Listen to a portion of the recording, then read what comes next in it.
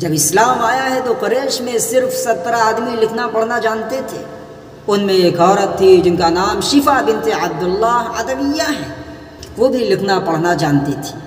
ان کے علاوہ لکھنا پڑھنا کوئی نہیں جانتا تھا، اور اسی وجہ سے قرآن نے اسلام سے پہلے کے دور کے لوگوں کو امیین کہا ہے، یعنی ان پڑھ لوگ ہیں، اور اس دور کو جاہلی دور قرار دیا ہے۔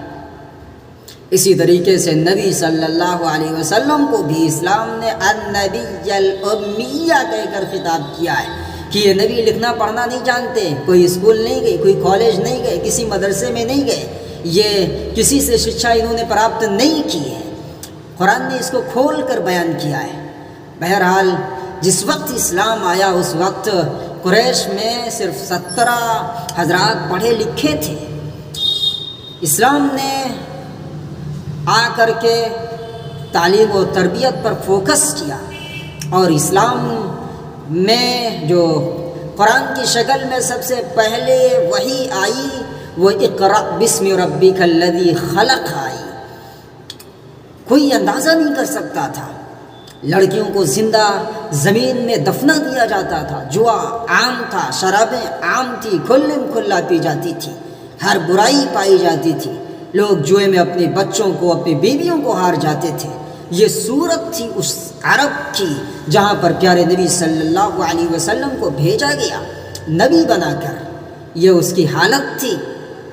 اگر کسی سے پوچھا جاتا کہ اللہ کی طرف سے سب سے پہلے کون سی چیز نازل ہوگی اور کون سی چیز یا کون سا میسج آئے گا پوری امت کے لیے، پوری مانوتا کے لیے، لوگوں کے لیے، تو خواب و خیال میں کسی کے ذہن میں یہ بات نہیں آ سکتی تھی کہ سب سے پہلے جو اللہ تعالیٰ کی طرف سے پیغام آئے گا، میسج آئے گا، سندیش آئے گا، وہ پڑھنے کا ہوگا۔ اقرأ بسم ربک الذی خلق، 5 آیتیں نبی صلی اللہ علیہ وسلم پر قرآن کی سب سے پہلے نازل ہوئی کہ پڑھیے اپنے رب کا نام لے کر جس نے پیدا کیا۔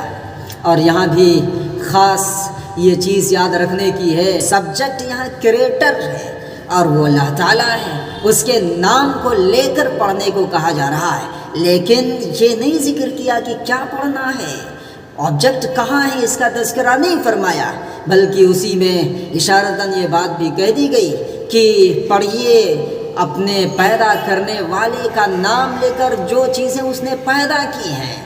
زمینوں کو پڑھیے، آسمانوں کو پڑھیے، ذرات کو پڑھیے، دنیا کی ہر شکشا اور ایجوکیشن کو حاصل کیجیے، اس میں سب ساری چیزیں اس میں داخل ہیں، لیکن اپنے ایشور کو اور اپنے اللہ کو، اپنے مالک کو، اپنے پیدا کرنے والے کو مت بھولنا۔ آگے کہا جا رہا اقرأ بسم ربک الذی خلق، خلق الانسان من علق، کہ جس نے انسان کو پیدا کیا ہے خون کے لوتھڑے سے، اور انسان کو وہ ساری چیزیں سکھائی ہیں جو وہ نہیں جانتا تھا۔ پڑھیے اپنے رب کا نام لے کر جو بڑا کریم ہے۔ یہ قرآن کی سب سے پہلی آیتیں ہیں جو پیارے نبی صلی اللہ علیہ وسلم پر نازل ہوئی۔ اسلام شکشا کے بارے میں اتنی اہم ہدایات دیتا ہے۔ بہرحال جنگ بدر جو اسلام کی سب سے پہلی جنگ کہلاتی ہے، جو قیدی حضرات آئے، جو غریب تھے، فدیہ دے کر اپنی جان نہیں چھڑا سکتے تھے، آزاد نہیں کرا سکتے تھے اپنے آپ کو، نبی صلی اللہ علیہ وسلم نے ان کا فدیہ 10 مسلمانوں کو پڑھانا رکھا کہ 10 مسلمانوں کو پڑھا دیں اور وہ آزاد ہو جائیں گے، انہیں آزاد کر دیا جائے گا۔ اور ازواج مطہرات میں یعنی نبی صلی اللہ علیہ وسلم کی بیویوں میں حضرت حفصہ رضی اللہ تعالی عنہا اور حضرت ام سلمہ رضی اللہ تعالی عنہا لکھنا پڑھنا جانتی تھی، اور حضرت حفصہ رضی اللہ تعالی عنہا کو تو نبی صلی اللہ علیہ وسلم نے فرمایا کہ شفا بنت عبداللہ عدویہ جو لکھنا پڑھنا جانتی ہیں جا کر کے ان سے فن یہ حاصل کریں۔ چنانچہ حضرت حفصہ نے حاصل کیا، نبی کی یہ ہدایت تھی۔ کہاں ہیں وہ لوگ جو کہتے ہیں کہ اسلام عورتوں کے تعلیم کے خلاف ہے، اسلام عورتوں کو آگے بڑھنا تعلیم میں نہیں دینا چاہتا؟ نبی صلی اللہ علیہ وسلم اپنی بیوی حضرت حفصہ کو کہہ رہے ہیں کہ جا کے ان سے یہ لکھنے پڑھنے کا فن حاصل کرو۔